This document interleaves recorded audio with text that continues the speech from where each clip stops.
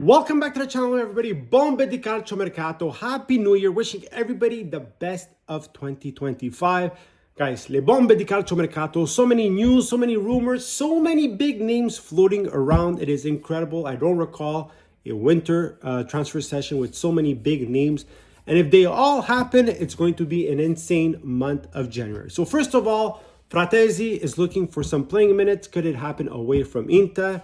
We'll take a look in a second. Zirkzee and the Red Devils, it's officially over. He is a 50 million euro flop for the Premier League.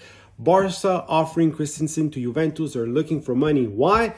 They need to figure out a way to sign Dani Olmo, who is officially a free agent. He could go wherever he wants. However, he decided to give a bit of time to Barca until Friday to figure it out.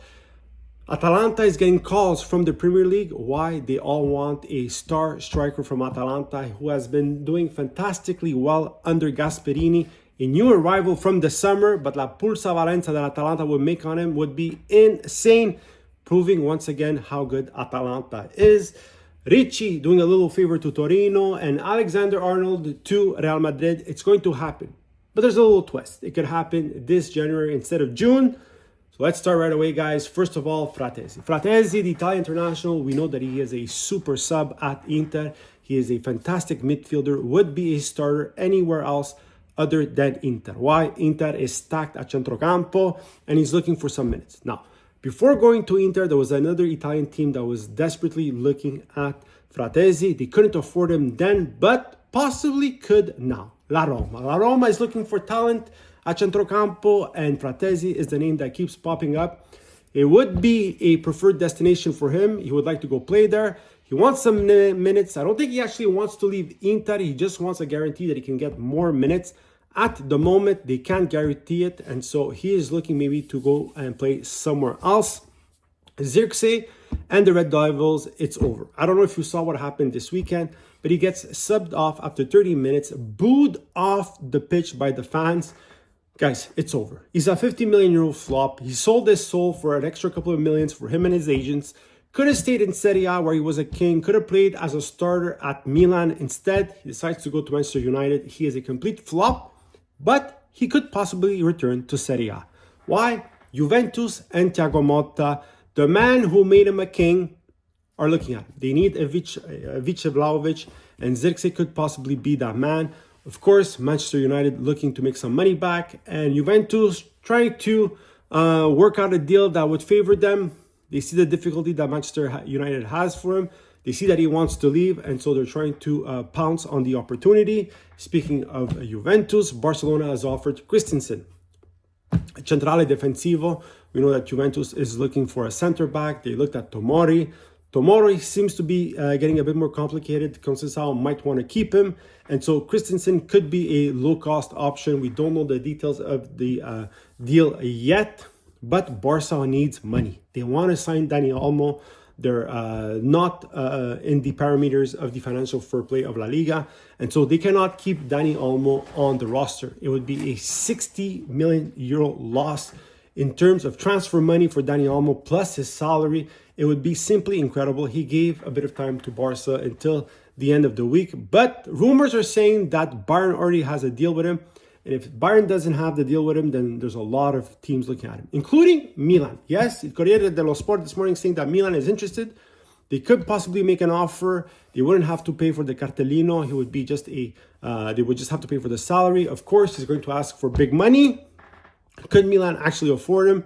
Is it their way of thinking? Maybe not. But if you want to improve the situation and give a little gift to the tifosi that have supported you for so long after the mistakes you've done so many times this year, maybe Dani Olmo could be the answer. He's a fantastic player. Of course, we all know this. And guys, it would be a dream come true to see Dani Olmo at Milan. But let's be honest, wishful thinking for right now. Alexander-Arnold to Real Madrid. It seems like it's going to get done. It's a free transfer for the summer. He becomes a free agent in June. However, rumors are saying that Real Madrid made an offer to Liverpool to get him now. 20 million euros. Apparently, Liverpool said no. They try and keep him till the end of the year. They don't want to lose him. They don't have a replacement. But let's be honest. If you're offered 25 million euros for a player that you're going to lose for free at the end of the summer, might as well sell him now. especially that he's going to the same team. Like, he's going to Real Madrid. That's where he's going.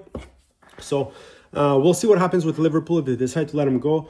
But it would be honestly foolish for them not to let him go and get that 25 million euros.